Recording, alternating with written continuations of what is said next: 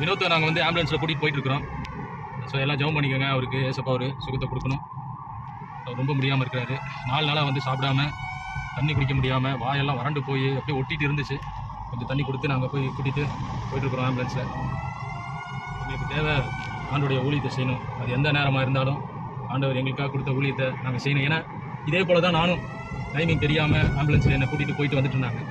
அதுலேருந்து ஆண்டவர் எனக்கு ஒரு அற்புதத்தை செய்து விடுதலையாக்கி கொண்டு வந்தனால நாங்கள் 24/7 ஆண்டோடைய ஊழியத்தை செய்கிறோம்.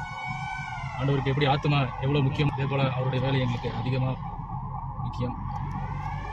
எல்லோரும் இந்த மாதிரி இருக்கிற ஜனங்கள் இவர் வந்து குடிக்கு ரொம்ப அடிமையாக இருந்து தான் சாப்பிட முடியாமல் பார்த்துக்க முடியாமல் இன்றைக்கி இவ்வளோ ஒரு பிரச்சனையில் இவர் இருக்கிறாரு. எனக்கு அந்த பாரம் கடவுள் ஒரு அற்புதத்தை செய்வார்னு சொல்லி விசுவாசத்தில் நாங்கள் வந்து நேரம் காலம் பார்க்காம இந்த ஊழியத்தை செய்து கொண்டிருக்கிறோம். தொடர்ந்து எங்களுக்காக ஜெபம் பண்ணிக்கோங்க.